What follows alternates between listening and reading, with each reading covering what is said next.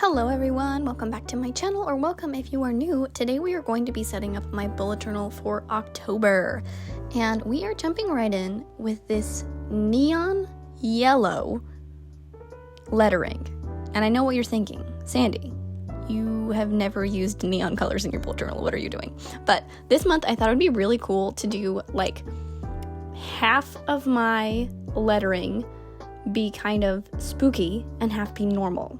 And so what I did is I drew the lettering out, and then I drew lines on the page so I could see where the line would cut off, and I added little like globs, I guess you could say. I just wanted to make it look kind of gloopy, kind of drippy, and I was thinking about what kind of marker I wanted to use for this, and I was like, you know what, I'm gonna go for the neon because I think that it really screams Halloween.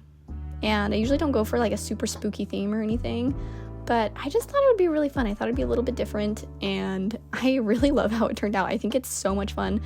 You could really play with this and go as elaborate or as simple as you want it to be. I went pretty simple, to be honest, but if I had time and probably like more skills, I would have made this like a whole art piece.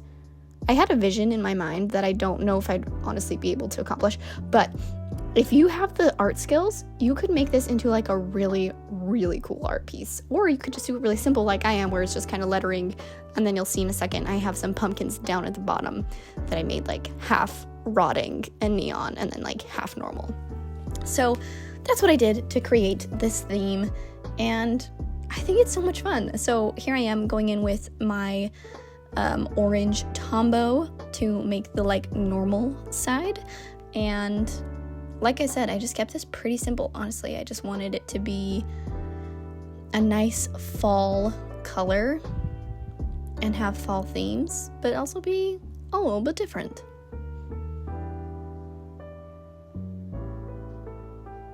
Here I am doing the pumpkins. Same thing. You can kind of see my pencil line there. I did them pretty light, but yeah, I just drew like a line of where I wanted the cutoff to be, and then I tried to make it as straight as possible to line up with the lettering so that you can see, you know, it's like, I don't know, maybe picture like, you know, when the beams of light of sun come through the clouds? It's like that, but with spookiness instead of like glory.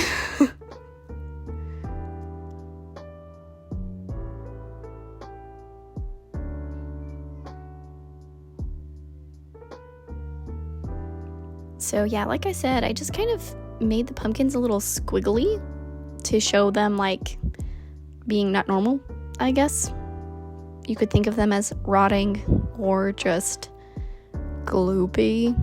However you want to do it. You do you. And then I also added some little tiny like wormies and some flies, because I just thought that kind of completed the rotting picture, if you know what I mean. I was really inspired by Stranger Things for this setup, because Stranger Things, it's, you know, the upside down, everything's like gross and gloopy and rotting and disgusting, and then there's like the normal world. And so that's kind of what I was going for here. And if you wanted to, you could really lean into like the Stranger Things vibe. Like I said, if I had more time, like if I didn't have 2 children under 2 years old and I had a ton of time to like make these setups in the light of day, then I think I would have leaned into the Stranger Things more and done more like actual artwork. But it would be really cool if, you know, if you wanted to lean into the Stranger Things aspect. I decided to just outline these with my black Sharpie S-Gel pen just to make it look a little bit more defined. And then to define the pumpkins in the normal part, I just took the like fine liner section of the Tombow and went over it one more time to just kind of give it a little bit of a shadow. That way you can see like where the curves of the pumpkin are. Here I am doing my calendar. I've said this many times in the past, so you might be tired of hearing it, but my calendar is mostly just for aesthetics. I don't really use it, so take that as you will. I'm using 6x6 grids here. I have a square Archer and Olive notebook, and so I find the 6x6 squares work really well for me for a calendar setup. Sometimes you kind of have to shift how you do your calendars based on the size of your notebook. I really enjoyed having a square one. I think it's really fun. And then I just did the highlighter at the top just to kind of bring in that motif from the other page. And then I just did the pumpkins normal at the bottom, mostly because I didn't want to take the time to make them like also rotted and gloopy, because I didn't have a ton of time to set this up. So if you are like me and you don't have tons and tons of free time to be able to do your bullet journal, then something like this would be a good option. All right, moving on, I am setting up my weeklies. I do a Dutch door. This month I did a vertical Dutch door, so basically what that means is that you cut off a section of the paper on either side. That way you can see 2 panels at all times, no matter where you are in the month. I'll show like a bigger view of it so that it makes a little more sense if you've never seen a Dutch door before. So what I'm doing right now, sorry that it's focusing on my hand and not the page, is setting up my habit tracker. I've been trying to do a lot better about really keeping track of my habits, and I found that having a habit tracker really helps me, and I like to be able to see it no matter where I am in the month, because then I don't forget about it.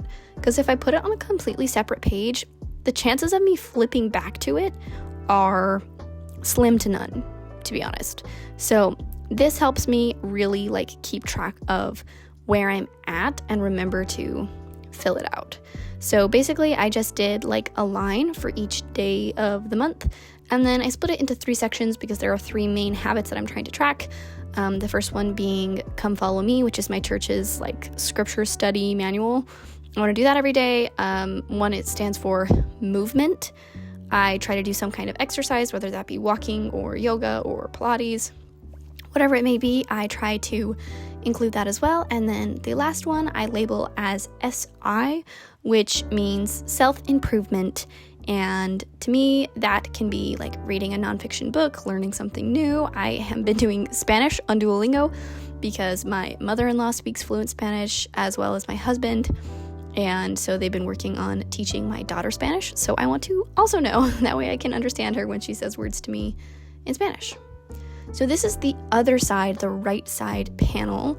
And this is just kind of where I plan out my content for the month. And so I have a box for a video schedule and for video ideas. That way I can always just write down whatever pops into my noggin about what kind of videos I want to create. And then I can see it, again, wherever I am in the month. You can really customize this to whatever you need, whatever type of things you need to track, whether it be like a monthly to-do list or you have a project coming up.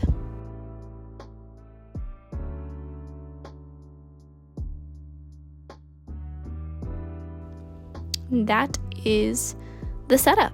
This one turned out really fun. It was really simple and easy, and honestly, I love the neon. I thought I would kind of hate it, but I think it looks really cool with the orange, and it really gives off the vibe that I wanted it to. As you can see, this is how my weeklies are set up. So each of those pages is a week, and that way I can see both of my things. I'll see you next time. Happy bullet journaling.